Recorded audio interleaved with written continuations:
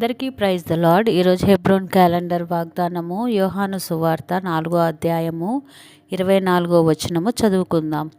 దేవుడు ఆత్మ కనుక ఆయనను ఆరాధించువారు ఆత్మతోనూ సత్యముతోనూ ఆరాధించవలెను. యేసయ్య సమరయ మార్గమున సుకారు అను మార్గమున వెళ్తూ ఉండగా సమరయ స్త్రీని చూచి ఆయన ఆమెను సంధిస్తున్న సందర్భంలోనిది ఈ వాక్యము. యేసయ్య సమరయ స్త్రీ అయిన ఒక్క స్త్రీ కొరకు సువార్త బోధించడం మనం చూస్తున్నాం. ఆ రీతిగానే ఆయన అనేక వేల మందికి సువార్త బోధించాడు. ఒక్కరిని కూడా పర్సనల్గా సంధించాడు. కాబట్టి ఎవరికైనా సువార్త చెప్పేటప్పుడు మనము వాళ్ళని వ్యక్తిగతంగా సందర్శించినప్పుడు వారి హృదయంలో లోతైన కార్యము జరిగి వారు దేవునికి గొప్పగా వాడబడే పాత్రగా ఉంటారని సమరయ స్త్రీ యొక్క సినారియాలో మనం చూసుకోవచ్చు. అయితే ఆరాధించువారు ఆత్మతో సత్యముతో ఆరాధించాలి. ఆరాధన అంటే దేవుడు మనకు ఏమై ఉన్నాడు అని ఆయనను ఆరాధించడం. స్తుతి అంటే దేవుడు మనకు ఏం చేశాడో దానికి కృతజ్ఞత చెప్పడము స్తుతి అయినది.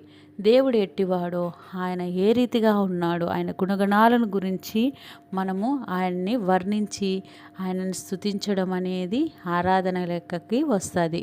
కాబట్టి మనం వ్యక్తిగత ఆరాధన ప్రతిదినము కలిగి ఉండాలి. ఆ స్త్రీని నీళ్లు అడిగినప్పుడు యూదులు సమరయులతో సాంగత్యం చేయరని ఆమె ఆశ్చర్యపడి, నువ్వు ఏ రీతిగా నన్ను నీళ్ళు అడుగుతున్నావంటే యేసుక్రీస్తు ప్రభువారు చెప్తున్నాడు, నేను దేవుని వరమున నీళ్లు అడుగుచున్నాను అన్నప్పుడు, యేసుక్రీస్తు అనే మెస్సయ్య వస్తాడని నాకు తెలియను అన్నప్పుడు అతను నేనే అని తనకు ప్రత్యక్షపరచుకున్నట్లు చూస్తున్నాం. అప్పుడు శిష్యులు తనతో లేరు. తన భోజనమును కొనుటకు వెళ్ళినప్పుడు సమయాన్ని కూడా వృధా చేయకుండా ఆత్మల రక్షణకై ప్రభు రాజ్య వ్యాప్తికై ప్రయాసపడుతున్నట్లు మనం చూడొచ్చు. కాబట్టి మనం కూడా ఆ రీతిగా అనేక మందిని ప్రభు రాజ్యంలో చేరి వచ్చేవారిగా ఉండుటకు సహాయపడుటకు ప్రభు సహాయం కోరుదాం. ఆరాధించువారుగా ఉందాం. ప్రేమగల తండ్రి యేసయ్య నీ కొందనాలు. ఆరాధించుటకు నాయన తండ్రి ఆరాధనలకు యోగ్యుడు ప్రభా, నేను స్తుతిస్తున్నాను. నాయన ఈ దినములో మీరు మాకు తోడుగుండండి. ప్రతిదినము ఆరాధన ద్వారా నాయన నేను సమీపించుటకు సహాయపడమని యేసుక్రీస్తు నామములో అడిగి వేడుకను పొందుకున్నాం పరమ తండ్రి, ఆమేన్.